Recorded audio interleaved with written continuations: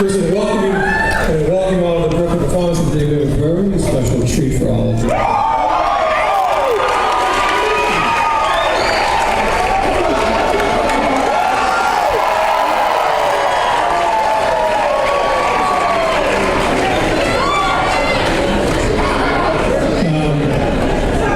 Just so you know, we're going to do something a little different. You may see.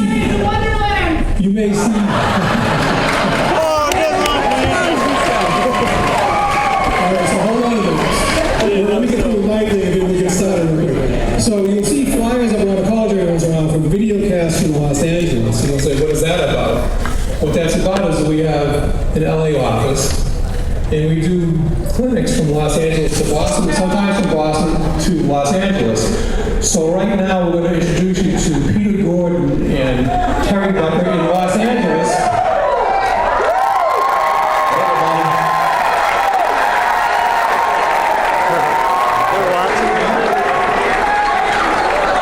Can you hear us? I can hear you, Peter. All right, we've got a lot of people still showing up. It's midday on Friday, you can imagine. The traffic isn't all that kind right at the moment, but we're going to have a full house on this end, and we're all looking forward to it. Okay, Terry Becker. Is Terry there? Yeah. Here I am. Hi, Terry.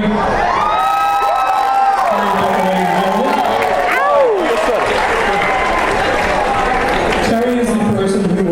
Terry's a babe! You want to tell a story how we met John? I met John with Bonnie Raitt when they were doing a benefit for Shade Grown Coffee in Boston when I was still teaching out there.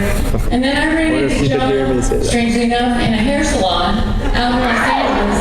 And with blood all over my head, I went, if I don't take this opportunity to reintroduce myself to John and ask him if he really will do something for Berklee, I'm not. So I walked over and said, hi, remember me? And he was kind enough to give me his management's number, and they have been so great. And John has just been so wonderful. And his tour manager, Ken Healy, I can't thank all of them enough. And I also want to thank Tim Andrews on the Dolby end. And we're just so looking forward to this. And thanks again, John.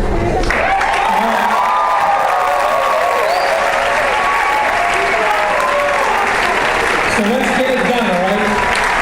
Please welcome John Mayer.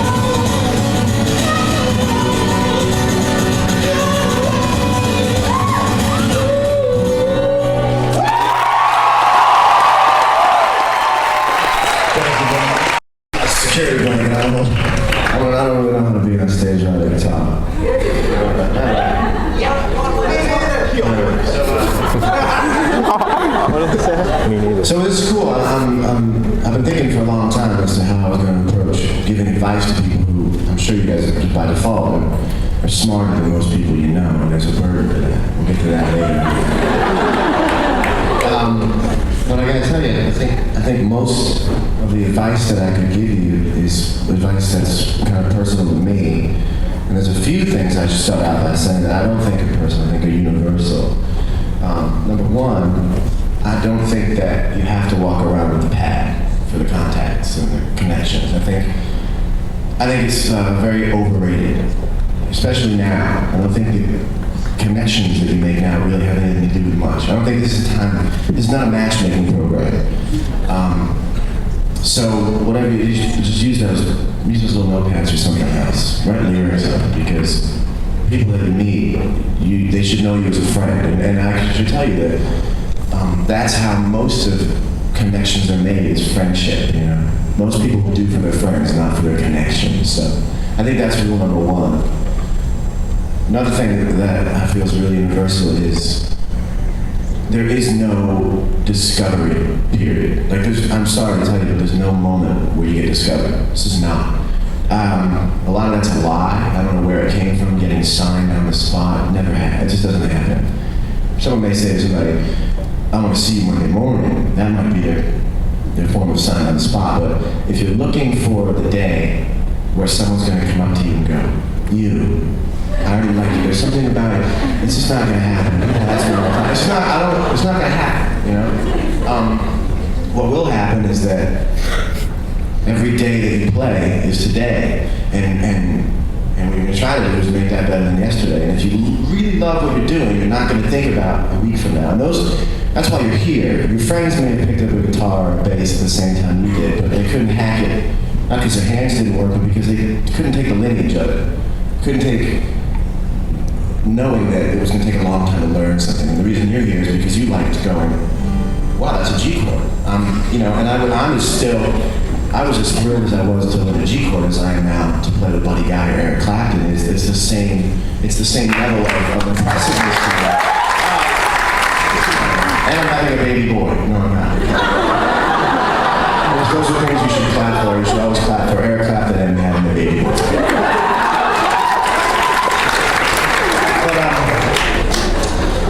So I think you should just drop this concept of getting discovered. When did you discover? I don't know. I just started playing, and 15 people were there. And I started out playing for people when there were 3 people at the bar, and you could tell they had their system worked out, so they didn't clap at the same time. They staggered their clapping so it sounded richer and fuller. That's always sad when 3 people happen to clap together, and that's all there is.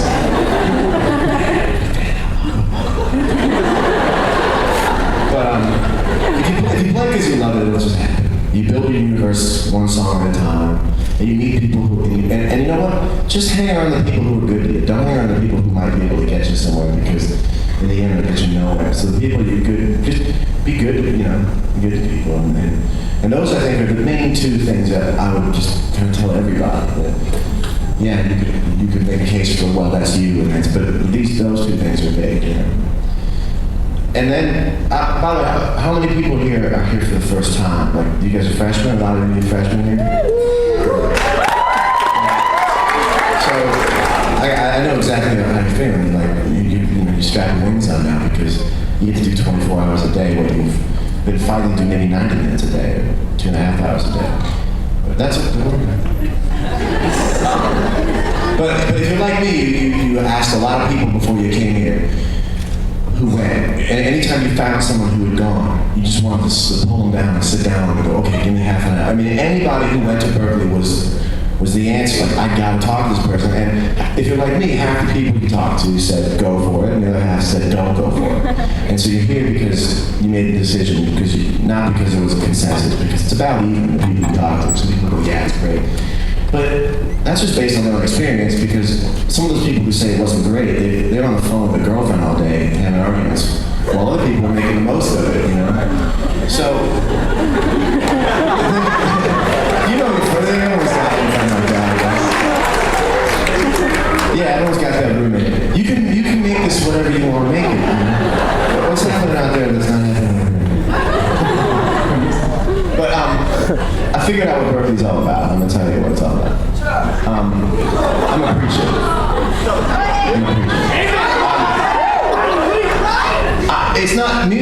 necessarily the most efficient way to communicate about music with words, or even a pen or paper. But I'm figuring it out now. What the reason that you learn all that stuff is you're taking something that began as an impulse, or that began as a sentiment, which is something very impalpable, you know, and it has to turn into the information so that when it gets, so they can travel from person to person. I think the key to being here is every time someone gives you a static piece of information, plug it in as fast as you can to just load it in and don't think about it as information anymore. Think about it, I mean, eventually you want to think about it as impulse. You don't want to think about it as pieces of information. I don't think it's good for you to do that, but you have to convert it into lines on a page to be able to turn it into what you eventually will turn it into, which is the absolute goal. This is the midway. The goal is not to know it. You might be exposed to it for the first time, so you're in love with the idea of picking apart an arrangement and listening to just the bass. But you have to learn that most people don't listen that way. So study it and then put it away. And what you're really doing is you are supporting your subconscious. You know, you're picking up a lot of information that you are not supposed to regurgitate as information. Put it away. Let it become that subconscious, so that when you're writing a song someday, you know what it is. It's almost like taste. You're kind of augmenting your taste. You're getting better taste. You're not supposed to sit down and apply these big chunks of information that are given to you and just throw them down on a page, because that's when you hear things that are cliche. And I hear things that are cliche all the time. I can't stand it. So you learn how to just kind of implement it into what it is you're doing. So take that math and turn it into color as fast as you possibly can, because that's the only reason that it has to be math, is because you can't go from color to color. You can't sit around, one guy can't sit to the next guy and go, man, just feel it, just feel it. It has to be converted into that kind of information, but don't keep it there, you know? And also, that knowledge that you have is going to make you so smart, and it's going to, your relationship with being great is just starting. You're great for being here, and you have a relationship with being great that's going to take you for the rest of your life. And that's a really important relationship, because you're going to be dealing with a lot of people who might not be as great as you are, or who might not know what you know. But one thing that I've learned in the maybe 6 or 7 years of being away from Berklee is that everybody has something to say, and that it really does no good to kind of go to a party and hang out with your friends and listen to music and go, flat 6, flat 7, 1.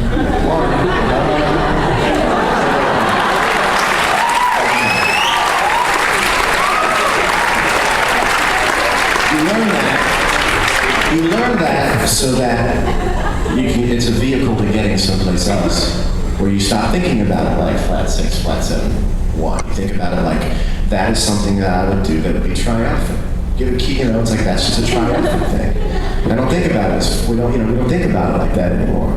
But really, a lot of what I would tell you if I had 4 hours really just all boils down to taste.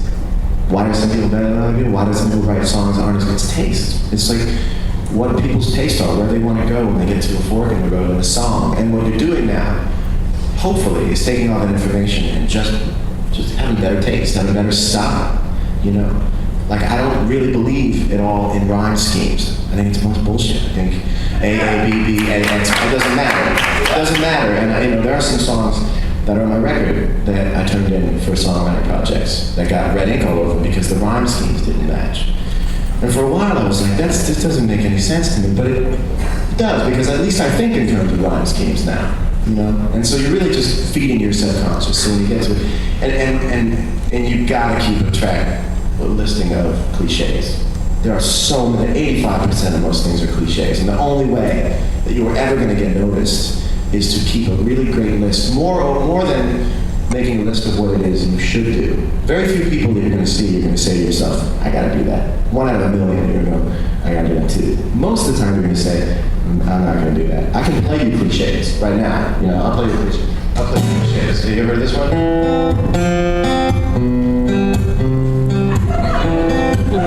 You might have this song. Now, if you go see an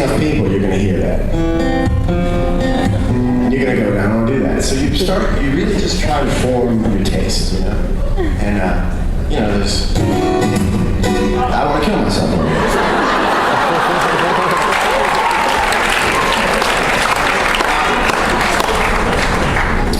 It doesn't always mean you can't use them sometimes, but you just have to learn their value, you know?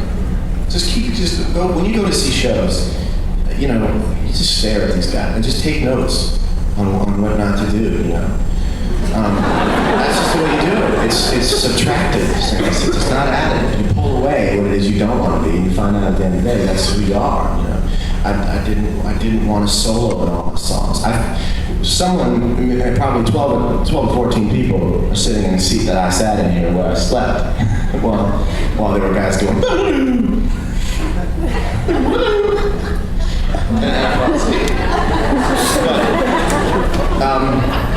just a lot of cliches. And if you know the cliches, I think that's the most important thing, is to steer clear of them, you know. God, I've never done a clinic before, so I hope I'm making sense to them.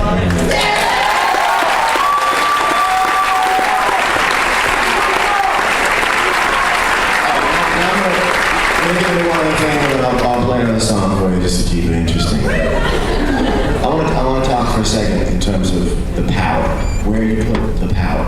And what I mean by that is whether you're putting a band together, whether you're mixing a tune, whether you're recording a tune, whether you're writing a tune, whether you're producing a tune. It's got to be chiefs and Indians. I've learned this now. You might be wanting to put together the perfect band. What you might want to do is find the best bass player at Berklee, the best drummer at Berklee, and the best sax player at Berklee, and the best guitar player at Berklee. That band is going to suck. I can tell you the band is going to suck. Because I've kind of found in my life that the ear can only really concentrate on 3 things at the most at a time. And I also feel like music are ingredients. Music is ingredients, I should say. And you don't want too much of just one ingredient. Funk is an ingredient, it's not a food. Salt's an ingredient. You don't see people licking salt out of their hand. It's like, you know. So in terms of where you put the power, even as an example in my tunes, if there's going to be a funky guitar line, I hate even hearing myself say the word, then there has to be another part. At least for me, I can't say this for everybody, but in terms of my intellect of writing, there has to be something else straight that's going to hold it down. It's not the worst thing in the world if you're putting together a band where you have a really amazing guitar player and a dumb-ass bass player, because that's going to make a lot of sense. That makes a lot of sense to me. You know, everybody looks at the Police as an amazing band, which they are. But the reason the Police are amazing is because Sting is playing lunkhead bass lines. And if Sting was playing Les Claypool bass lines, they wouldn't be the Police. So there has to be a give and a take. And I'm here to tell you that that's okay to have a give and a take. There has to be, or else people aren't going to accept it, you know?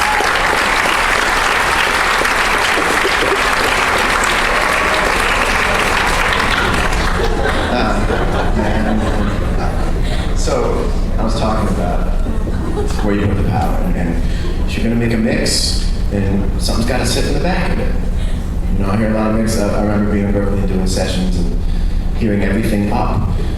Not everybody needs a solo all the time. Here's what I want to talk about. I want to talk about implementation of what you know, and how as you begin to know more and more, you're intoxicated by it and feel as if it's really important to get other people to say, wow, he's great.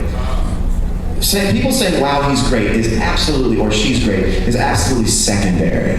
But I see so many people, for instance, Christina Aguilera, who I think has a great voice, I can't get into it because I almost feel like at every turn of the corner, she wants me to think, wow, she's great. And there's a time for wow, she's great, or wow, he's great. But music was never supposed to be a vehicle for wow, he's great. I'm not even going to get into fast playing and slow playing. I'm not here to say that people who play fast don't feel it. I think that's a defense mechanism for why you can't play fast enough, or why I can't play fast enough. I've seen great people play really fast, you know? I think what it comes down to is, why are you playing? Because otherwise, why don't I just put my guitar down and just tell you what you should think? I'll just tell you. I'll just write it down, exactly what you should think. And implementation of your knowledge. Always remember the market value, the going rate for a lick. No matter what that lick is, no matter how many more you've learned, no matter how much more involved what it is you know. Always remember that to other people. You know, you always have to remember what the going rate is for that, because I've seen a lot of bands, I've seen a lot of popular bands go on the road for a while and forget what their music means to people and begin to play for their own ears because they're tired of what they've done every night. And eventually it just becomes this self-servicing thing that doesn't really affect anybody. So what you're learning now, you are learning so that you have it. Think of that like karate. If you learn karate, if you go down to Karate Institute, which I think is actually just right down the street of Boris, it's right off the Harlem. You don't see people picking fights in the street, you know? You're learning how to be kung fu badass guitar players, singers, anything. You're learning how to kill somebody with a death blow. That's really what you're doing. That's true. I think it's cool to be like, you really shouldn't talk that way to my girlfriend. And I just don't think it. He's out. That's the way you should do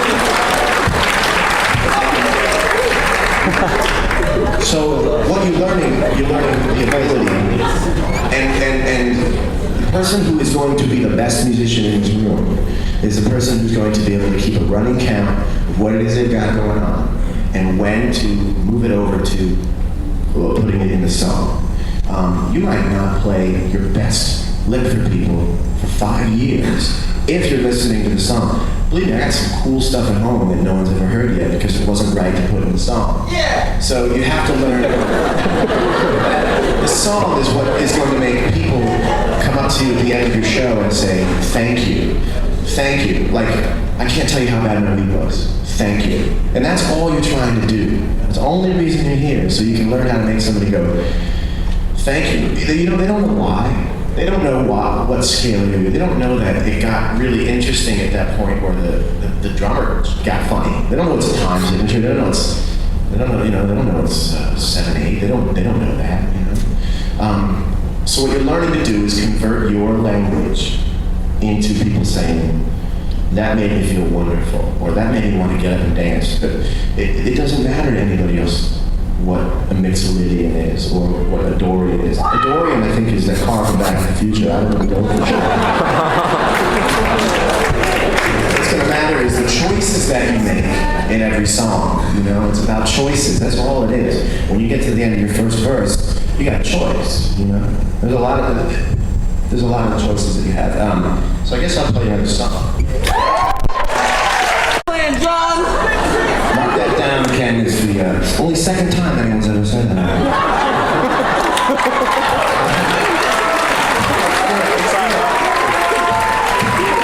It's good.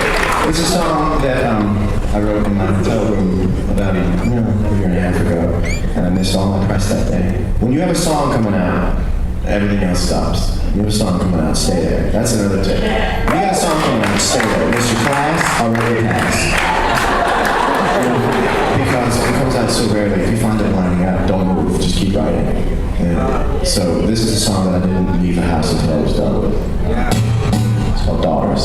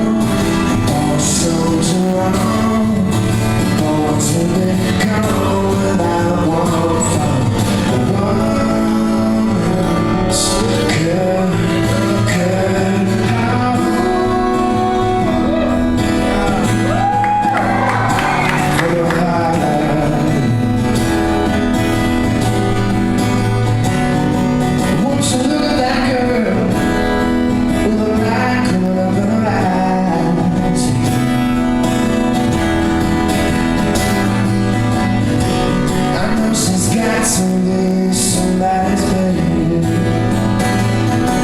You know she's got to be somebody's baby.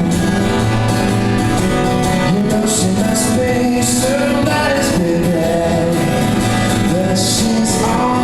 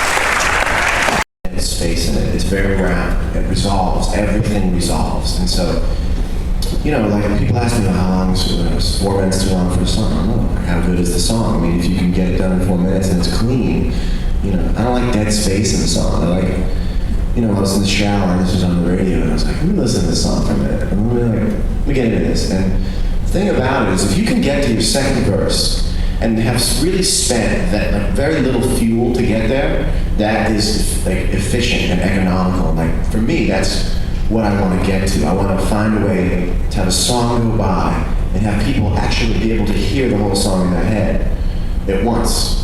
You know, like the song is over, but you can still hear the whole song from beginning to end. It made perfect sense. I just got really lucky with it in terms of writing a very... Now, when I was writing it, it felt to me like very simple and too simple. Oh, do you like it? It's kind of simple. And what simple means to a musician is I don't get to do enough shit.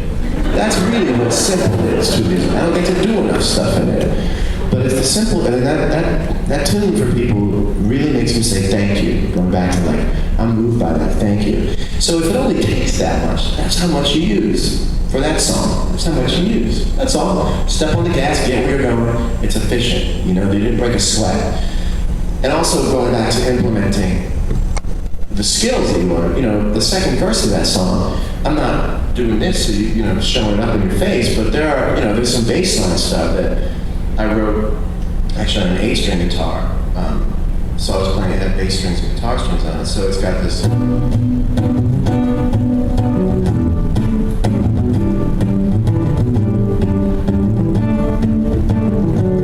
So it's there, you know, but I'm just not. Oh, you see that skin? It's the same she's been standing in since the day she started walking away. Now and then, live out the mess in there. Whatever it takes to get it done. You know?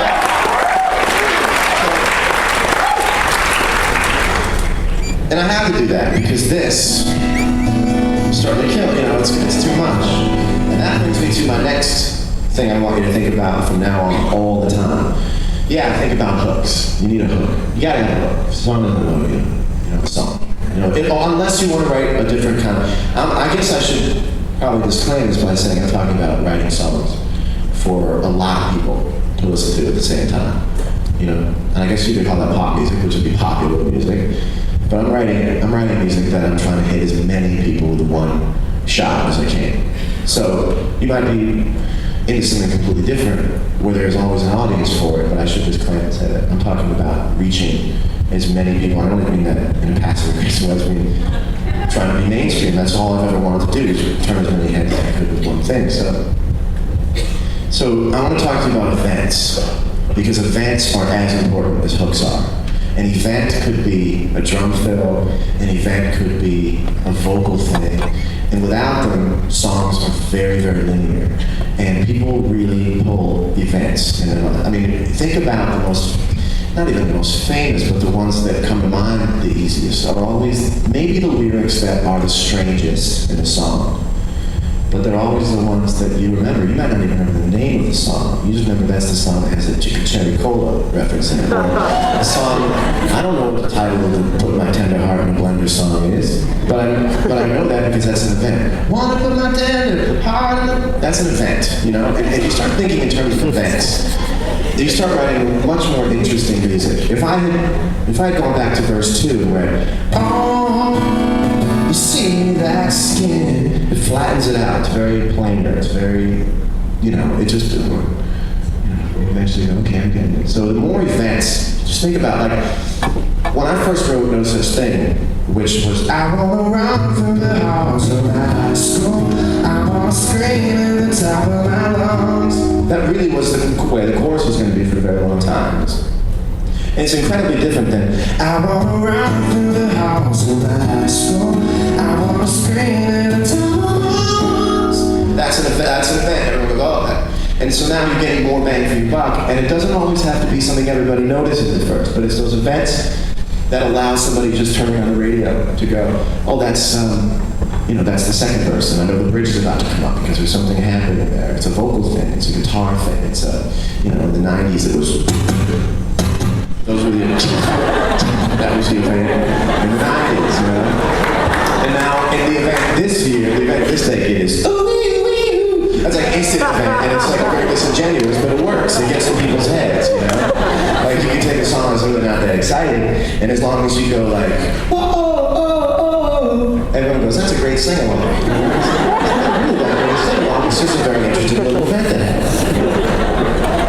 So that's that. I also want to talk, are you guys all songwriters? So I'm not, I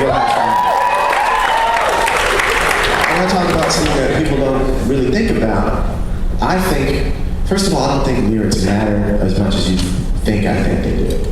I think phonetics mean more than lyrics ever will. Phonetics.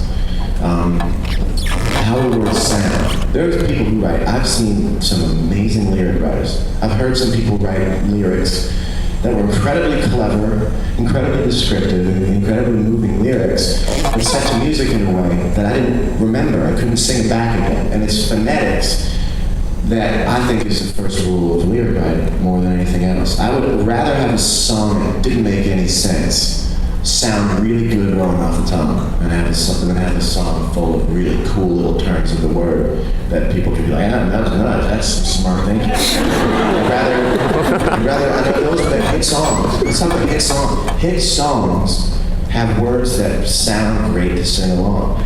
No hit songs have words that don't. They just don't. And there's a lot of guys who write records and you listen to them and you go, it goes in and it goes out. There's nothing to grab onto. And I'm going to make an example of a song that I think is one of the best pop songs to come out in the last 20 years. And it's a train song. It's Drops of Jupiter. And the reason that this song is so great, because it means absolutely nothing. At the end of the day, it's nothing but a bunch of astronomical flotsam and jetsam put in a song. But the reason that it works, and if you pay attention to it, it's the phonetics. Now that she's back in the atmosphere, the drops of Jupiter in. Just take the words out and just. It's amazing. It's absolutely amazing. Did you sail across the sun? Did you make it? Okay, alliteration. Alliteration is huge. Tell me, did you sail across the sun? Did you make it to the Milky Way to see the lights all faded? You know, and Manhattan is overrated. Tell me. I've only heard, I've heard the song a bunch of times, but there are many other songs I've heard that much and I don't know every lyric to. But because it's phonetically so perfect, you know. Tell me, did you fall for the shooting star? One without a permanent scar, and then you tell me. It's perfect. It's drop dead perfect as a pop song. The message it's delivering is really not that great. Now, let's take a really bad, let's make a bad. There's an Avril Lavigne song that goes, you are everything,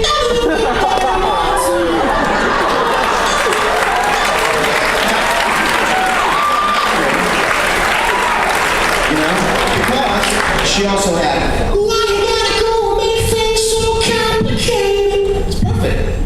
perfect. But when I hear something that phonetically doesn't really work for me, that's where I'm lost on it. Okay, you are everything that I wanted. That's not a bad lyric. It's not a terrible lyric. But when it's, you are everything, and it's not appealing to me, you know? When you hear, like a virgin, you hear what she's singing about. You want to go, like a virgin. So that's really important to think about phonetics and how phonetics work, you know? I don't even know what song for me is a good example of that, but I would play it if I knew what it was. I don't know what it is, but I feel like I should play the song.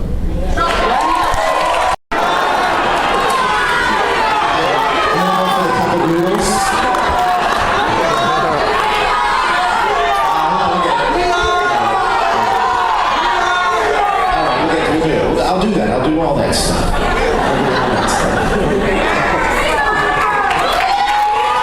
I'm going to show you a song I think is a really good example of something that, come on, that's super famous. I'm going to show you a song that I think really makes sense in the phonetics, like it really makes sense phonetically, you know?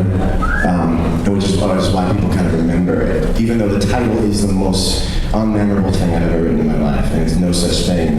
I just couldn't call it Real World or I Want to Run Through the Halls of High School, so I'm going to play it.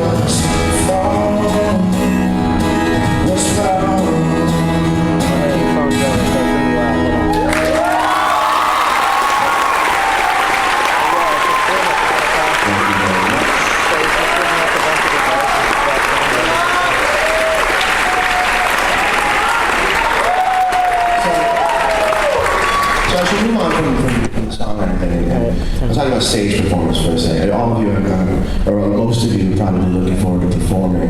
And kind of what I want to share with you is just the stuff that I picked up. Like, I feel like your tuition money should be, inclusive of getting some real deal. Like, how to like skip ahead a couple steps with some things. Just remember that you don't have to be funny when you're playing. I see a lot of people try to be funny. You don't owe anybody in the crowd being funny. You don't need to. And for most people, it takes away and it makes everybody really uncomfortable. You don't have to say a word when you're tuning. In fact, when you're tuning is when you normally say things you wish you didn't say because you're trying to fill space. You're not going to say a damn thing. You're going to play music for them. And if you decide to say something, that's great, but I see a lot of people who try to be a combination great musician and great stand-up comic, and they just don't go together really well. And I say that out of experience because I used to do that. I used to try and really blow people away and everybody, but you don't have to. That's the first thing. Second thing is, you have the unbelievable ability as a performer to manipulate people's memory of the show you're giving them. You can make people forget the things you want to make them forget. If you break a string, this is such a huge thing. If you break a string, the crowd doesn't realize that strings cost about 45 cents. The crowd thinks something major happened, and they're looking to you to let them know how this is all going to go. I don't care if you're totally alone. I don't care if you've now got 5 strings and all of them are out of tune. You don't stop.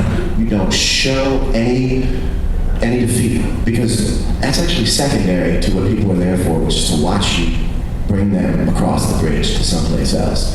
If you break a string, if you have something happens, if your cable goes out, never stop this, because if you stop doing this, then people will remember that. You can break 2 strings and you can just have nothing. The guitar could be out. If you're still doing this and you're bringing people across, I was thinking of it like Superman and the broken railroad, just holding it together so the train can go over. If you break a string and you go, I'm sorry, people are going to walk out remembering that little saying in the show or something weird happened, and it's all their memory and their design, their color of how it all went.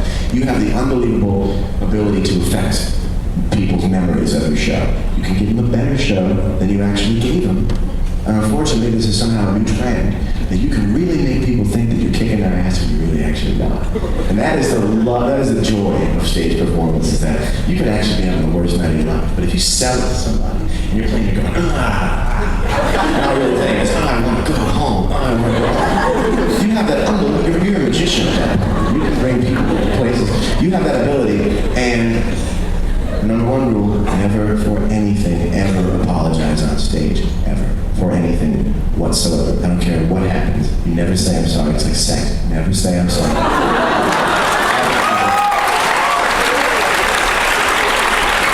And go see some shows. See how many people apologize to you. See how many people go, I don't care if it's your first time and you've been playing guitar for 6 weeks. You don't, I'm sorry, I'm not very good. And people go, why am I here then? Stop it. If your voice, if you have a high fever, if you pulled yourself off the toilet lid so you can play for 90 minutes to go back onto it, you don't ever apologize. Because people can tell. Maybe you just have a tea with a couple with a tea bag coming out. Just keep drinking from it. But the minute you tell somebody, I'm sorry, I'm not having a very good night, you've lost them like that. They don't care. They're there because they want you to be superhuman and take them to a place they can't get to on their own. And the minute you go, I'm sorry guys, my voice is kind of getting me in trouble. They probably didn't even know your voice was in trouble. There's no place for I'm sorry on stage. So, I'm going to play a song that is an example of taking a lot of technique and putting it into a tune, and I think pretty well, so that it's not really self-indulgent. Well, just watch me play, but I actually, the same guitar I was playing, it was a Studio A1 signature Strat, so I knew that I could do the same thing he could do on it, and that was really nice. It was a nice equalizing factor. And I watched him play, and I went, I'm going home, I'm doing that when I get home. And so I went home, and for a long time I started doing the kind of, tonal plays is a really unique kind of bass slapping technique on the guitar, and it's like, it's stupidly precise. I, of course, modified that precision and made it a little less so.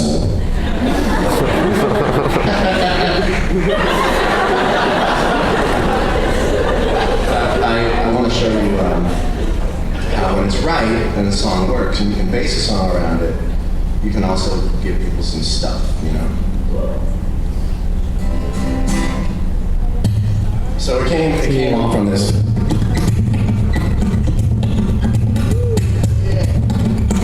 That's a tonal thing. It's all tonal. And I didn't get it anywhere else. I went home for a year and watched Cops every night and just stood in my bed. I started playing around with tuning the E string down to different tunings so that I could not have to be that bored with the open string. So I tune it down to C and you go. And then I started learning bass lines.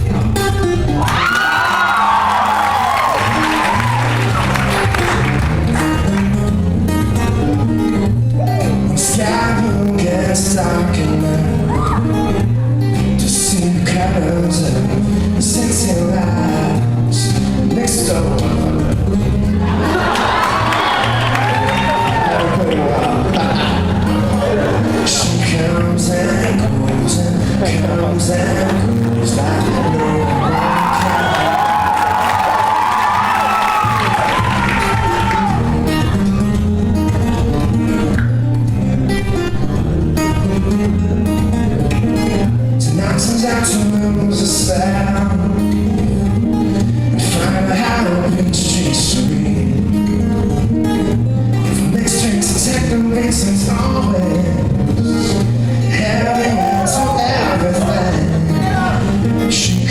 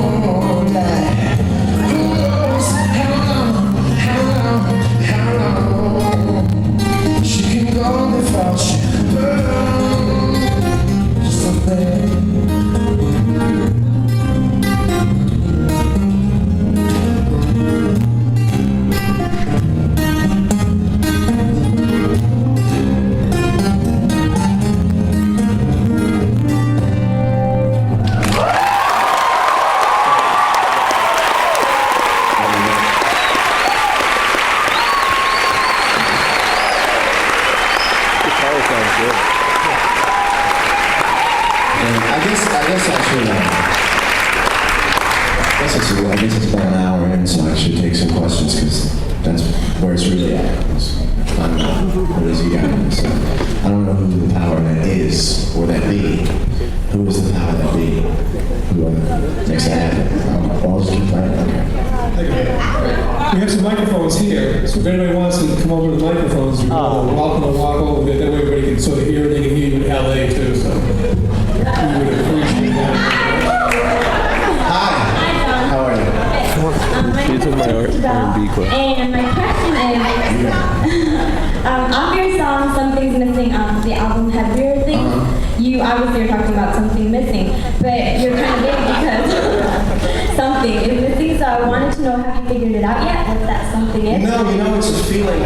I sit down, one of the problems I have now is that I sit down and I try and write the same song, because I want, one of the good things about writing it really, really well is that you've already done it, but you want to do it again, so I sit down and try and write something missing, because it's such a feeling, of like when the seasons change and all of a sudden you don't know, you're in between hungry and thirsty and happy, and you don't really know what it is you need, you don't know what it is. Inventory of your emotions, you always come up short. If you just by counting, you've never sat around and gone, how am I doing? And then come out with, I guess I'm doing good.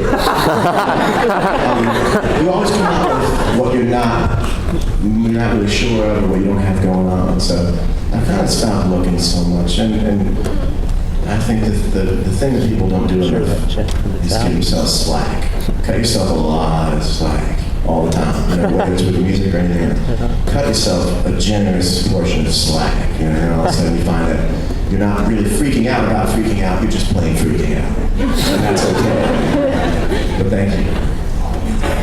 Will you marry me? Yes. John, you're amazing like everybody else in the audience. I'm a singer-songwriter, and for 3 months, like, I've been spitting out songs like crazy. And right now, I'm going through a dry period, and I'm just wondering, what advice do you have to songwriters when it comes to going through a dry period? I don't believe in the writer's block. I believe that you don't like yourself as much around that period. You have to like yourself. You have to like the sound of your voice. Nobody ever wants to admit that. The only way I'm ever going to write a song, well, that's not true, because the only way I'm going to like what's pouring out of me is if I have a good relationship with my voice or myself. And sometimes you are really playing good stuff and you just don't like the sound of your voice. Songwriting, again, what you're learning here, you're going to compact down into something that you can't take away. So that thing that you can't take away will always be there. It might not come out when you want it to come out. And sometimes what that is you need a song to come out of you. I'm actually going through this myself. I'm not going to be high and mighty. I'm going through this right now where I've come off the road. And I don't have so much going on in my life like I used to. And I find that I want to turn to a song to make myself remember that I got it. But that's not the right reason to write a song. It never was. It never was in any period of time. The reason people wrote a song was to go like, let me show you what I got. So I found a lot of times you write because you have to. And it might not be there when you need it as an ego pick-me-up. But it'll be there when you need to say something. It's never not there when you need it. No one's ever sat down and went, wait. It's always there when you need it. You find that sometimes you want to take some of the more, I don't want to say shallow, but you want to take some of the more superficial fuzz off it. You want to you want to walk down Newberry Street at like Sunday night at 11 o'clock and be like, I wrote that song, I got another one. And when that happens, it's huge, but it doesn't really ever happen, for me at least, until I'm ready to write a song. I can write plenty of tracks and little ideas, but I'm not even writing a lyric right now because I know there's going to be a life change that's going to come at some point, and it's going to be the third record. It's going to be a real delineation. It'll be there when you need it, and maybe that's why it's so incredible, is because all the people who have all the money in the world still can't get their record off the ground, can they? All those actors or anybody else who wants to start a band can't do it because it's either there or it's not, you know. So it'll be there. It'll absolutely be there. Thank you. Love you. Hi, John. My name is Gabriel. Hi. And I was actually just curious if that, in that same vein, you could elaborate on your process of songwriting. Sure, absolutely. That's a good question. I don't really write lyrics on a page. Sometimes I do if I'm playing, there's nothing else to do. I've got my little playing book and I write, but for me, words come out of me. Like I come up with a track. What I'm doing now is I'm using Pro Tools a lot, but I'm using it as a writing tool. The thing about Pro Tools for me is that I can track ideas that are 4 measures long and just repeat it. And so I don't have to expend the same energy that you used to have to expend writing a demo. So I'll come up with a track. If it moves me, then I will keep listening to it and figuring out what it is I want to say and what that topic is going to be about. So I'm always thinking about the topic. I always think about book matching. What kind of song is this and how does the topic lay over this? You know, that's another choice. That's another choice where your taste is going to come in. What should I do? By learning rhyme schemes, by learning pentameter or whatever, you know, you're going to learn, like, it's all going to embed, and you're just going to know, you're going to come to that point, you're going to go, you know what would be cool? If I took this song, I have a song I'm working on right now, that is probably the sexiest track I've ever written, and it makes me go, whoa, this is some sexy stuff, and I go, hold up, why don't I write about something completely different? Why don't I write about pretty much how much of a prick I am?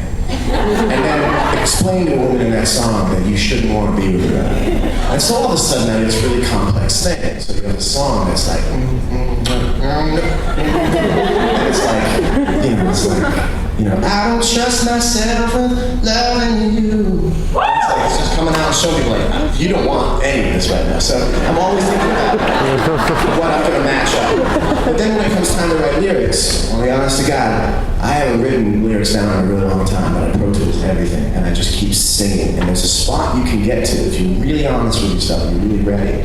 You can just sing. You have to remember to sing the truth, not just whatever comes out of your mouth. If you can find it, you start to really break open this hole where you find this really amazing, maybe it's an hour and a half of just singing the truth, and it just comes out of you. And that's what I did. Like, there's a song on the record called Home Life, and it just came out. It just poured out, and I couldn't have sat down and written it. I had to move around the room. And so I do that a lot. I find that I like to get to that spot where things pour out of me. And also just phonetics. I find that the first thing that comes to your mind is usually phonetically really sound, because you have no obligation to it, but just to sing whatever comes out of your mouth.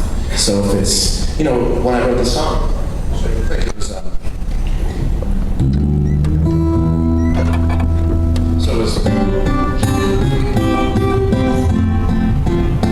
So I'm just gonna go, hold on, baby. You're only gonna sing what's gonna come out interesting. So gibberish is great. I'm so pro gibberish I can't even tell you. Because gibberish will lead you to the best possible way you can sing that. Because it's going to be the way your voice wants to enunciate. Hold on to whatever will get you through. It might not even mean anything, you'll have to convert it later on. But for a long time I used the word banana,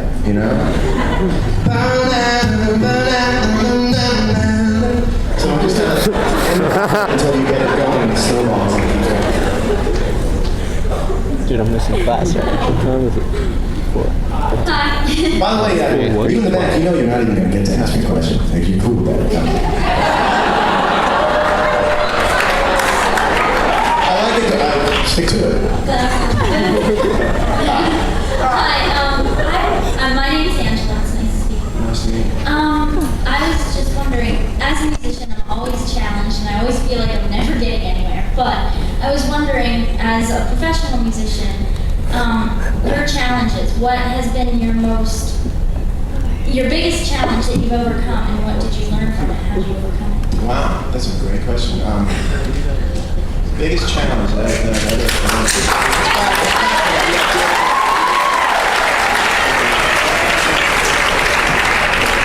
I'll tell you the biggest challenge. The biggest challenge is what I wish came out of me and what does come out of me. And I'll tell you, what comes out of you is the truth. I didn't know that I was going to write Bodies in Wonderland. I am with you on it if you say it's kind of a poppy little confection. I agree with you. But that came out. And that came out while I was listening to a lot of other records that didn't sound anything like it. And I would, you can sit in the car and you can go, I want to make a record just like this. You say, I'm going to go home and write a song just like this. But it doesn't come out. What comes out is you. And the biggest challenge sometimes is hearing myself perform something or hearing myself write something and I get to the end of it and I go, oh, well, that's not really what I wanted. But it's you. And that's the truth. And that's the song that comes out and you go, that's what I made. And I would have loved to, cerebrally speaking, have come up with something like D'Angelo. Well, I would love on paper to take D'Angelo and Eric Clapton and all these other things that I think I can do and put them together. But when you pick up a guitar, that's been the biggest challenge for me, is to go, whoa, this is me. As much as I try to bend it, and what comes out when you hear, those, and if you want love, we'll make it. That's my thing, And as much as I wish it was, it does not make it out of me. And that's the biggest challenge, is knowing that the truth is going to come out of you, whether you like it or not. Absolutely. I think we're staggering. I think I'm getting a pattern. Hi, John. I'm Caitlin. Hi, Caitlin. I was just wondering if you took any songwriting classes at Berklee, and if you did you find that if you were assigned a project where you were required to say write in a certain song form or have certain techniques, did you find that it took away from the creativity of the song? I love it. I think I still do it. I took a class with a very, very great teacher named Pat Patterson. I was very honest with the class and said, you might never use this, I'm giving you the tools. And I didn't understand at the time. But I still remember the examples that I learned. You don't understand, how much, sometimes 20 minutes, one 20-minute span of sitting in your room and playing along to something and picking something up, you'll play that 10 years later. And that might be the best you'll ever come out with. It's so impressionable.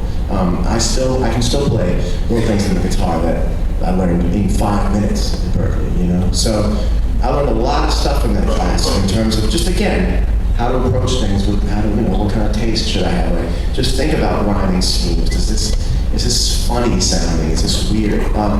Learning deceptive resolution. You don't know they're there sometimes unless someone tells you, and then they become an option. It's almost like you go in your tool shed. This is what I can use. It's like John Madden. He's like, these are all the plays I can run.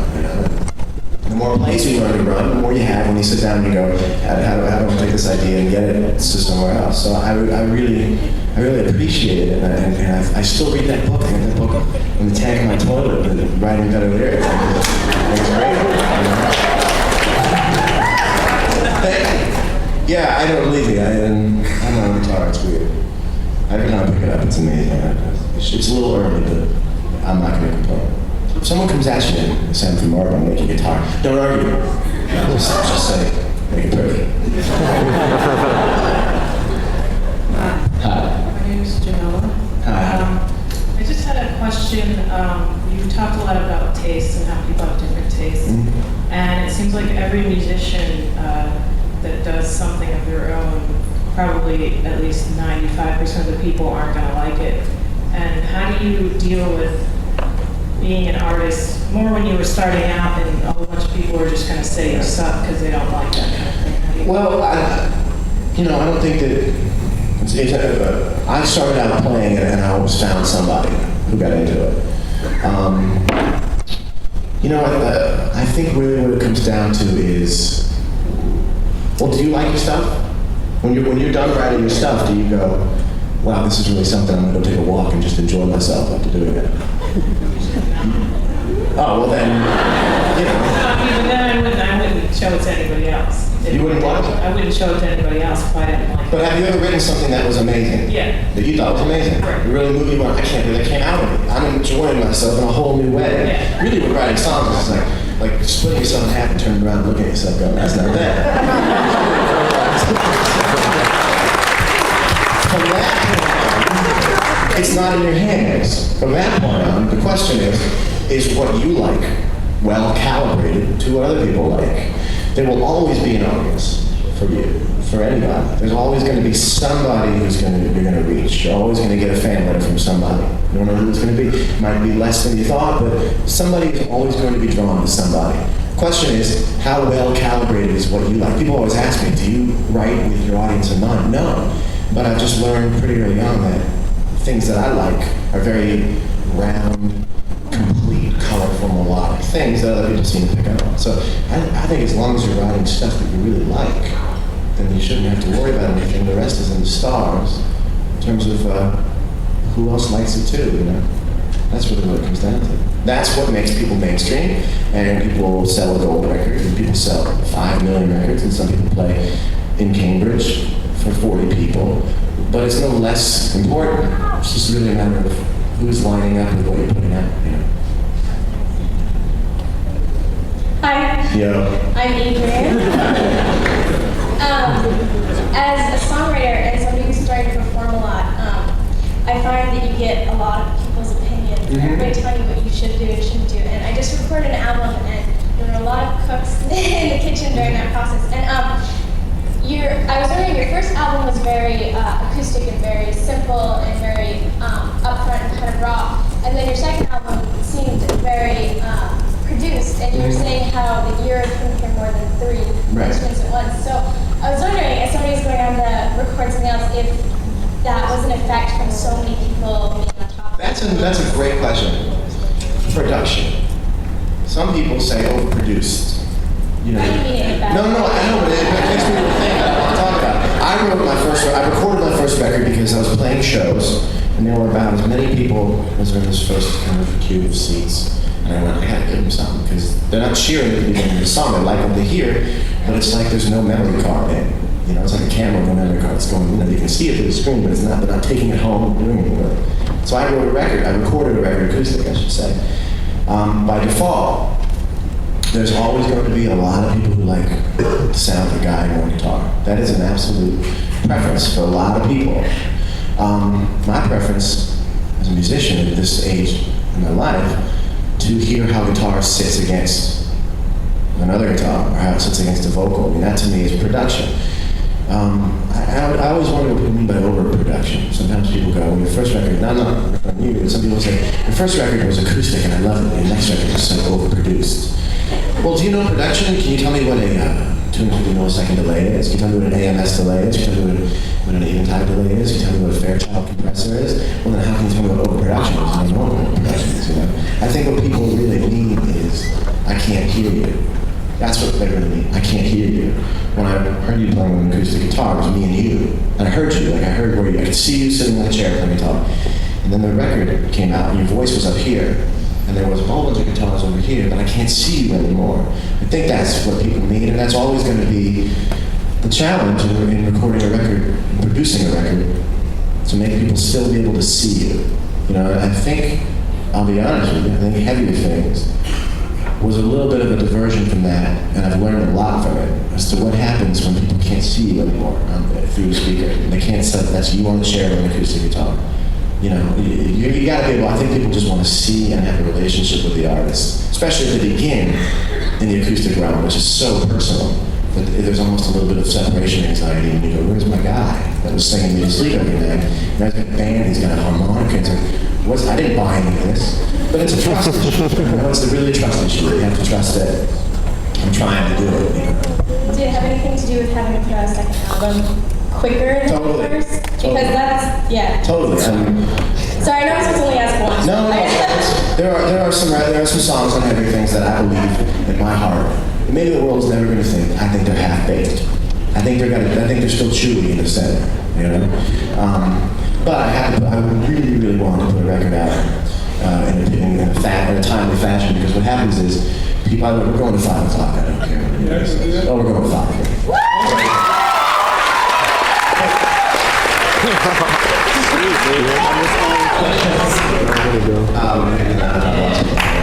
What did you say again? Oh, okay. What happens is when you put a record out and everybody goes, "This is amazing." You go, "That's just one record. We don't care. This is amazing." And you know, like, okay, it's 8 weeks on the top one. I've got some more songs. We don't care. What you want to do, or what I want to do, is show people that this is not an accident. Like, this is just what I do. Everyone here, everyone always is always going to go like, don't make another record. Wow, that 4 songs are great. You wake up in the morning and try to write songs, and that's what I did. And I wanted to put heavier things out so that people could say, wow, this guy just does this. This is not an accident in terms of making a record. I think there's some really great songs on the record. I think there's a couple that time would have knocked off or made better. I would have found a chorus. I would have started to write another song and thought I was having another song. I go, actually, this is the chorus. This verse from this song is the chorus from this song. And it's not so tight as much as I want it to be. But the next record, that's how you learn. A lot of people think the record is the final result. It's not. The record is the sounding board. That's where you show all your long division to everybody. And, I wish I could make the record again after touring. You can't. So the records are those statements. Thank you, guys. Hey, how you doing? Thanks a lot. I was gonna get cut off, but I'm Dan and I'm a flow songwriter, and I wanted to know, like, after you're done playing and everything, what's the best way to exit the stage? What's the best way to exit? You mean as to left or right? How many thank yous and I just think I've made the commitment. No, you're right.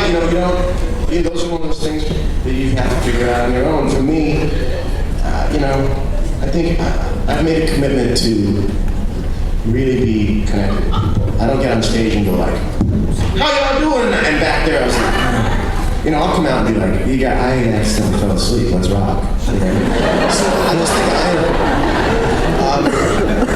I think people want to know. I know as a guy going to a show, when someone says thank you, they say it in a new way. Thank you is all you ever have to say to an artist, by the way. And we hardly ever hear it. When people come up and say thank you and that's all they say, we get it. Like, you don't have to say anything. If you shake our hand and look us in the eye and go, thank you. Don't do it today, because it's going to be corny. That's all really people need. And to be an artist and say, you guys, this made my week. Thank you guys so much. People go like, really? Because there's so much kind of, disingenuousness sometimes people say, just, you give it up to them like they gave it up to you. And I always like to keep my head, just kind of keep my head low. Be as good a player as you can be, and then keep your feet as low as you can possibly do. A lot of times starting out, I used to go on before people, and I wouldn't hold back, let's say. I wouldn't hold back. And then they'd go on stage and they'd be kind of pissed off at me. And when you do that, there's only one, you just gotta kind of walk off like, did I do that? Because if you walk off like this, then people want to throw stuff at you. You walk by the band's manager, you walk by. So I learned very early on how to do my thing, never apologize for it, kick as much ass as possible, and then get off stage, keep your hands in your pocket. Head low, and stop high.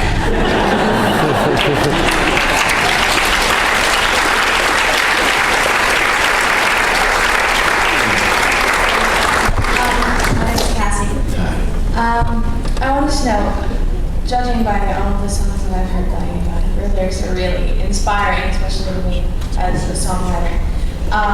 Especially in no such thing can you say, as I stand on this table before you, and bigger than my body, and you say, one of these days I'm just gonna fly, and it gets me like, I think I can do the same thing that you did. And judging by, however many people are in here, we all think we're good. And I just wanted to know, what was the motivation for you to get up and just go? What was it overnight? Just one day did you just say, well, I'm great, I need to go to Georgia? This is gonna make some people go, yes, and make some people go, ooh. It's in your blood, and it is a message you just give yourself. It's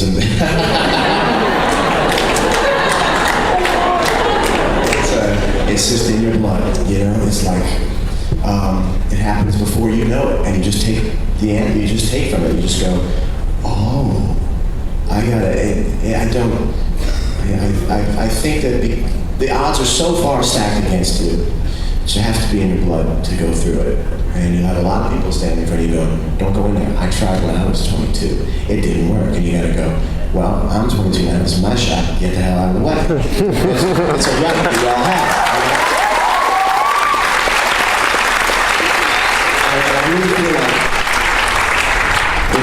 meant to do it. And I don't want to get this confused with passion. Passion is good, but it's nothing like drive. Drive is quiet. Drive is like, but what just happened in your brain is like, oh, I got it. Passion is something that you're trying to prove to yourself and others around you that you really want to do this. And I think that's overrated, personally. I think someone coming up to me going, Mr. Mayor, I cannot sit down, don't come up to you. It's like, okay, but drive is going, I'm going to see you. And I go, I totally understand what someone said that to me. You know, drive is very quiet. And that is what the people who will make it, I think, have. It's very quiet. They don't want to argue with anybody. They don't need anybody to see it right now. They know when their time is. They know how to say, it's not my time yet. You might walk up to a programming director of a radio station. You might walk up to an A&R guy at a record company. But if you know that it's not your time, it's not your path, you have to have a path. You have to know that it's going to work out.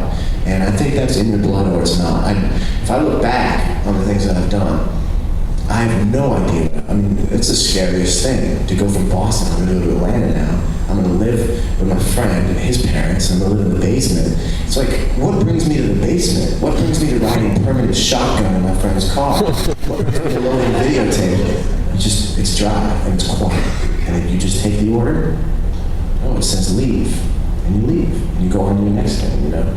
But I don't want anybody to get passion confused with drive, because passion is sometimes really annoying. That just reminds me of a trip to his. Passion can be obnoxious. Thank you. My name is Darren. I'm a songwriter, and I was just you probably had to take a lot of theory classes in Berklee and whatnot. What hard made you test into? Where does it play into you in songwriting? 'Cause ever since I've learned theory, I felt confined into 1, 5, 6, 4 chords and modal interchange to those chords. I dug up some stuff I did before I took any of these classes, and there was stuff I wouldn't have the guts to do now because I'm breaking the rules. You feel confined by what you learned? I guess you could say that, but I'm not sure. Well, I think it's confining if you read off of the same sheet of paper someone hands you the information. But like I said before, when I hear 1, 5, 6, 4, I think closing time for you to I instantly relate to music. So I've always been that way. I don't consider the whole. I think never lose your ability to hear the whole song all the time, because that's what you're going to need. Some people can only hear the drum. Like some people just almost, if their brain was a mixing board, they can solo the drums, solo the bass. But really, what you need to do is see the whole thing all the time. And I've learned to not really obsess on, like when I track from now on, if somebody is playing a take, bass player is putting something down, I'm not listening to his bass notes anymore. Because who am I to say? I might have a day where I want to just make more comments than normal. And then I'm going to, it's not going to go the right way. I sit and listen until it moves me to a new little spot, and then I go, for whatever reason, that's working. So in terms of the numbers that people teach you, or scales, convert that into your brain as quick as possible. Take that theory and make it your theory as quick as possible. And then what you find is that it gets embedded in you, and you hang around some other musicians, and you find you're not as scared around them anymore. You're just kind of like, well, that's cool. Because you know, when you go back, the more you can tuck it under, I think, the better off you are. And so when someone gives you that information, you implement it really quickly. It's just music.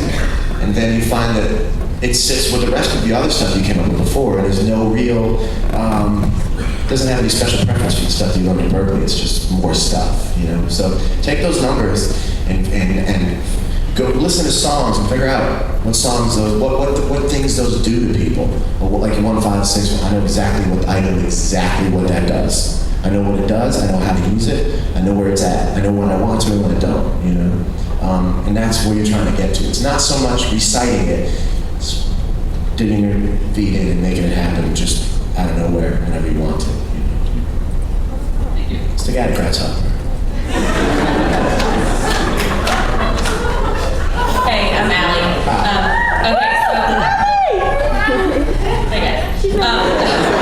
Okay, so my question doesn't have completely to do with music, but obviously you've been a lot of places and met a lot of people, but I'm from Cater. Oh, cool. Yeah. In Georgia. Yes, Yeah. and when I was younger, I used to go watch you play at Eddie's Attic. And I used to talk to you after your shows. Put the onus on me for not remembering it. Yeah. I don't remember my pre-record deal friends. Yeah.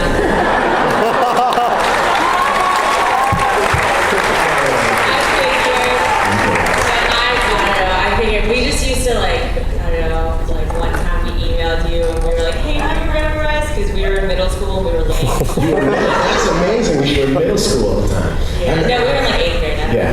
But, and you were like, yeah, I totally remember you, but I'm sure you didn't. Yeah. So, yeah, I just kind of wanted to get up and be like, hey, what's up? Right. You remember me, but I'm sure you don't. So you're making this the hey, what's up? Yeah, basically. I think that's perfect. How are you doing?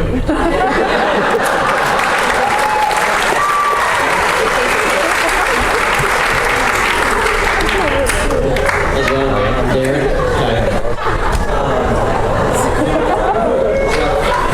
I'm from Houston, and about a month ago, I saw your show in Houston. Yeah, I represent, yeah. And you played a blues song right before you played Come Back to Bed, and you said, this is all the way bluesy. And then right after that, before you played Come Back to Bed, you said, this is my blues. Yeah. And I was just like, damn, it is. And like, I was wondering how it feels like to write something so unique based on something that's been done for so long, like the blues. Yeah. Well, that's another thing. It's like, you know what's really cool about taking questions from you guys is that I was scared that I was going to go home and be like, damn, I want to talk about this. You guys are bringing these are all the things that at one point in the last 2 weeks I thought, like, I should really bring this up. Always be conscious of what the black keys are and what the white keys are. And what the black keys do and what the white keys do. Of course, diatonic in the key of C. Always understand what a pentatonic will do for you and what a major scale will do for you. I don't think, in my experience, that pentatonic, I don't think people get it. I don't really think people get, let's get us started.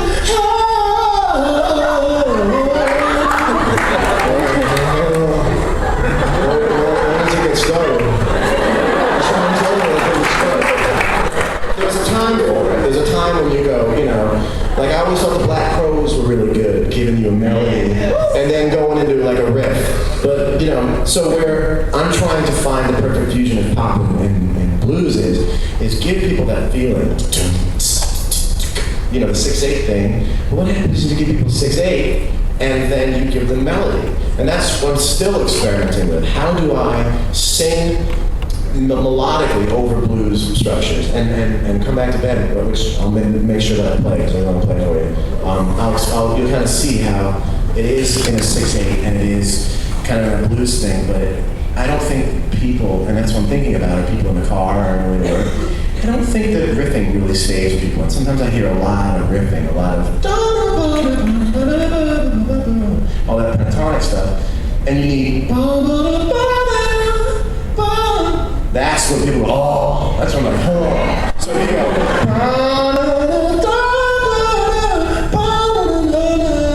there it is. Like, too much. It excites me, so yeah. So I'm trying to find my way, and Come Back to Bed is the closest I've come. I think Eric Clapton has really aced everyone else at doing that, taking a pop tune and playing blues on top of it. People go, I like that damn Eric Clapton. Well, he's playing blues, and you might not like the other guys who's playing blues next to you, but he's giving you melody. You could play the lead part to Wonderful Tonight over a blues tune, and it's a blues song. You could go.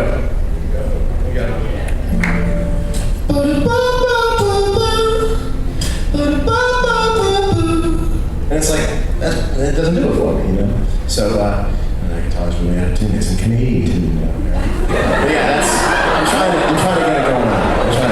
But thank you. Canadian. Hello. Hi. My name is Ben. Hi, Ben. Nice to meet you. Oh, thanks. Milk it. First, I need to say that my cousin was in your Clarity video. Oh, cool. She was an extra. She's like right behind you. And By the way, doing a video and meeting extras, you never watch TV the same way. I can't take cops in TV shows seriously because I know they're extras. Once you know that it's just like it's not really a cop. I mean, obviously, once you meet experts, you're just like, you watch Law and Order, and like all those guys are in like allergy pill commercials. She's in 10th grade, and she was like, you need to say hi, so. Thank them. I'm doing my cousinly duty. I totally get it. Okay. Oh, that's like Oh, I will, she'll be excited. Anyways, my question was, do you seem to write more like emotionally or more like storytelling? Or do you do kind of like, you have an emotion and then you... I take an emotion and I gotta wrap it up in something story-wise, you know? I never liked being ambiguous. I never liked it. I always thought it was kind of like cheap. You know, like, you gotta pony up. For me personally, if I'm gonna write a song, I'm gonna pony up. And I'm gonna tell people what I'm writing about. I'm gonna make it about one thing. I always thought being ambiguous was like, how interesting per line can you write? And in fact, anybody can write really cool little lines. You can write, I just come up off the top of my head. You can say, you're the ghost down in the shadows. Then you can still go to something else. You go, I'm paper in the rain. You go, I like it. And it just doesn't do anything for me. I'd rather hold. That's mine. It's not yours.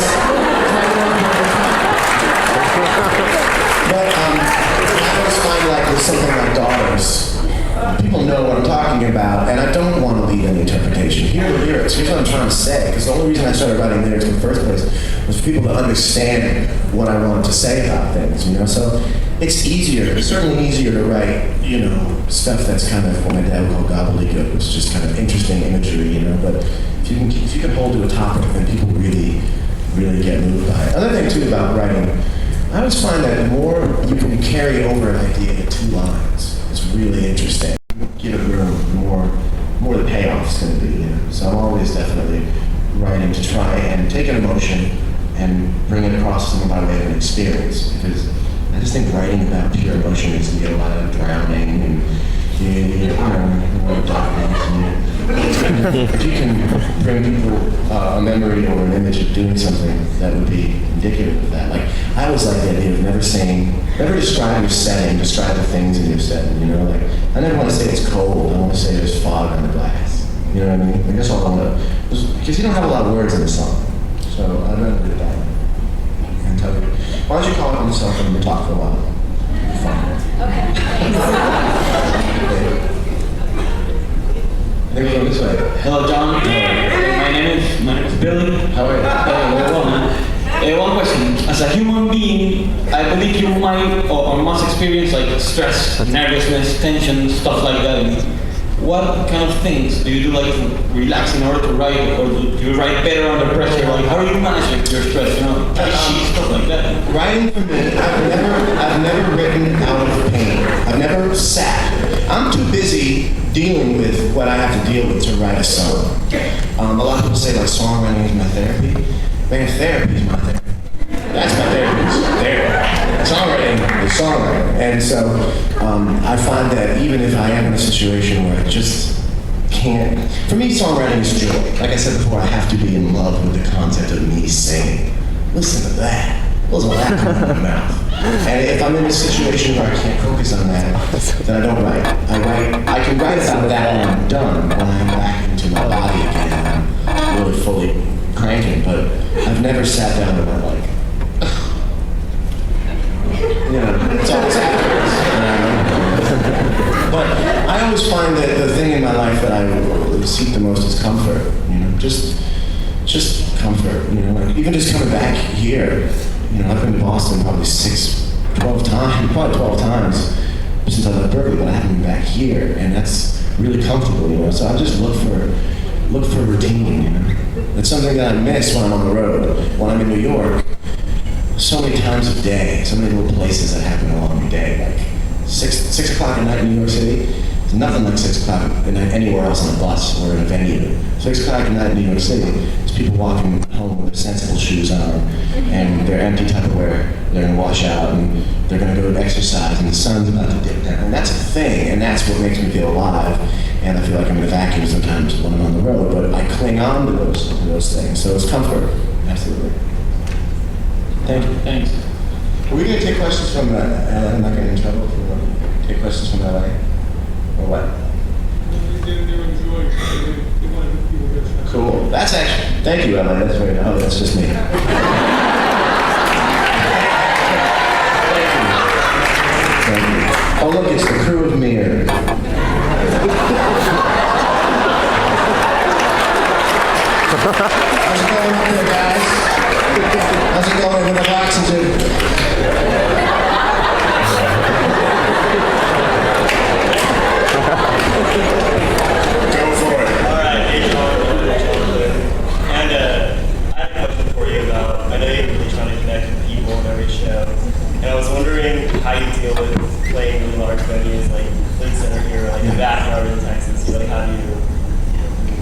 you know how do I tailor my game for a different venue? I try to find that one person not getting off and make them get off. You know, they're different. They're just different sets. They're different skill sets. Playing alone on a stage where there's quiet. I always think about it like a noise floor. I love playing when the noise floor is like 0. When I can just tap against the strings and go, no. But you can't do it when you're around 20,000 people. So you have to choose a different kind of skill set, and then it becomes a whole different mentality.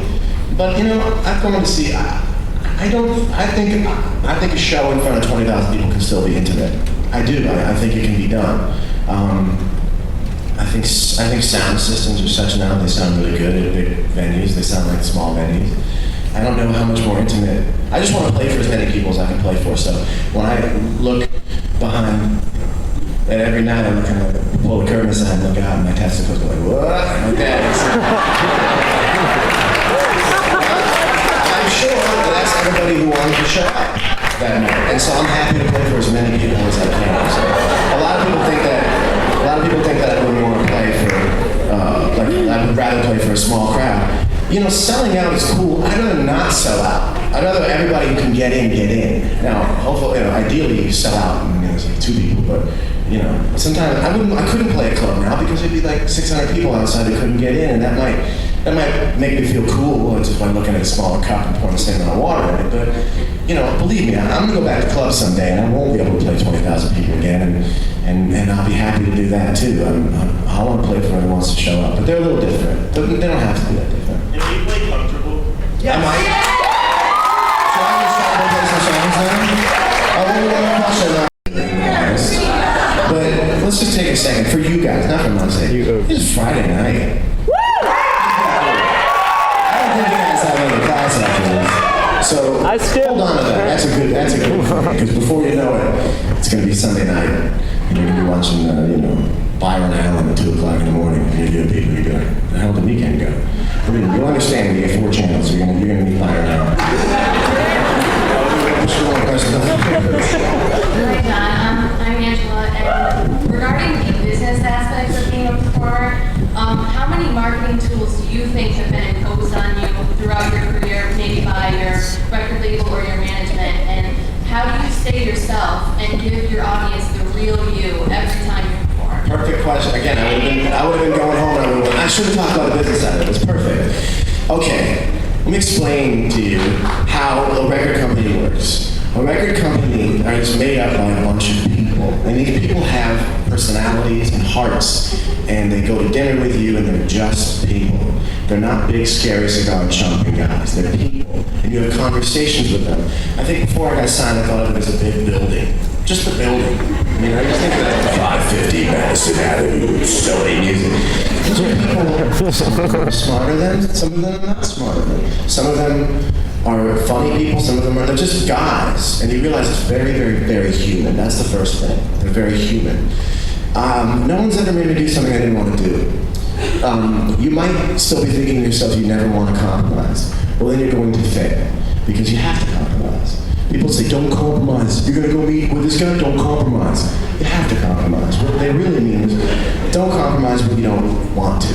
And that's totally fine. Hold that line down. But I compromise with my record company all the time. And you know what? They are right about things that I feel right about, but I'm actually wrong about. And if you can divvy up feeling right and being right, that is some serious Jedi stuff right there. When you can really go, God, like coming from where I'm coming from, I think it can be done. And you go, well, this man's job has been around for him longer than I've been playing guitar. And he's seen this happen, so I've got to temper what I want with what he knows. And when you start getting that going, that is a machine, you know, and I'm gonna tell you, I do my own merch design on the computer.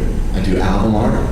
I do meetings with them all the time. I'm in it, and you have to be in it, because there are so many little things that represent you. If you're not there, even fonts. You know how picky I am about fonts? If you're gonna use Comic Sans anyway, if you're gonna use Impact from Microsoft Word, I'm gonna smack you. You know? So you gotta be there. And you have to be willing to play the game. And it's a very fun game, the radio game. The radio game, I'm still learning. You have to, you put music out for the radio. There's no, oh, it did all right on the radio. No, if it's going to go on the radio, you're going to try and make it a hit. That's the way the radio works. So you start to get in the business of it. And I want to really, really tell you that I'm a sound-minded body, and there's absolutely a way to be involved with a record company, to sell millions of records, to really be involved in the business of it and still keep your heart. It's absolutely possible. It's not one or the other. You just have to wake up in the morning and remember your expectation for yourself and fight for it. And then don't get so drunk on fighting for it that you miss the real deal stuff that's someone else's idea. You know? That's another thing too. A rule: never ever confuse new ideas with better ideas. Ever. Because you might have a song you've had for 2 years. You want to swap the chorus out because it's newer, but it's probably not better. So remember what your idea is and stick with it. You know, don't hold on to the trend because the trend's going to be gone. So wake up every morning and remember what it is you have to be, and play the game. I play the game every single day. I'll give you this if you give me that. I'll work for you, but you got to work for me. And it's absolutely possible to still have a heart and go home and be yourself, and be on a really big label with a lot of guys in suits. So I want to give you that hope, but you have to represent yourself. You have to go into a room and say, look, I'm willing to fight for this, and this I can't do, and learn the consequences of it. And it's totally possible. Absolutely.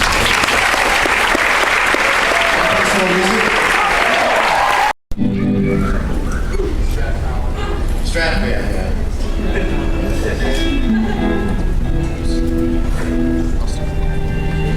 This is a song called Come Back to Me.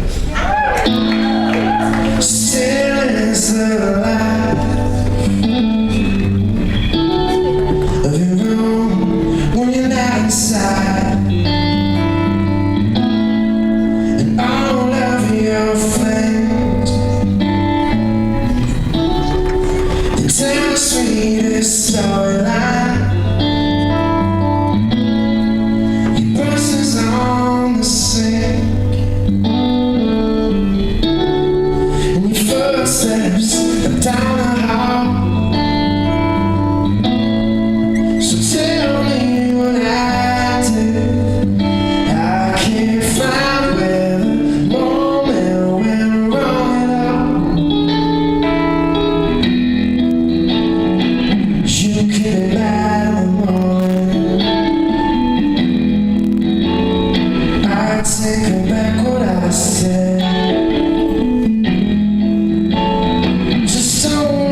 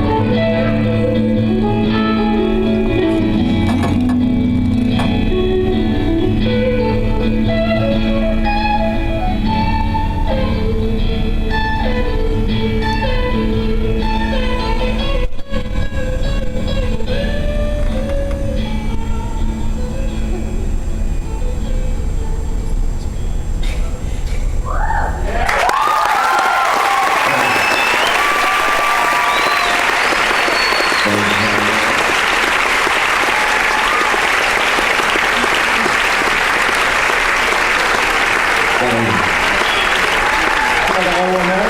Maybe I need one more.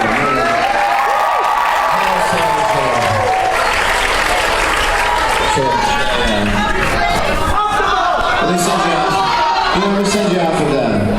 It was something that I learned when I recorded this, that this is me. Maybe soloing isn't me. I can't solo for 10 minutes at a time, but I figured out what my thing is, and it's little tiny, cool, melodic motifs. And this is also a song that I wrote without writing. I had someone else writing down the good stuff as I was singing. And it's maybe the most real song I've ever written. So we're plugging through this.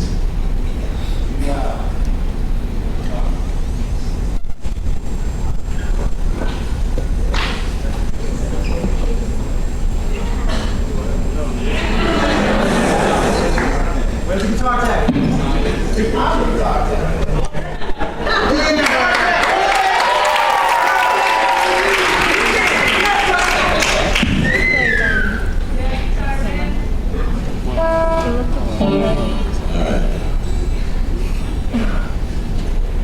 Oh, see, that's such a good thing. There's no green anywhere on this cover.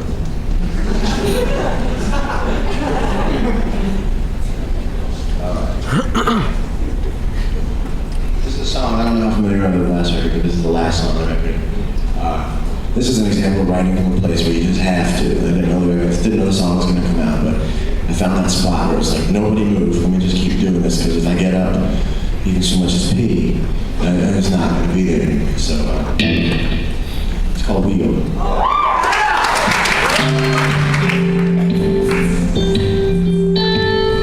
It's one of my favorite ones too.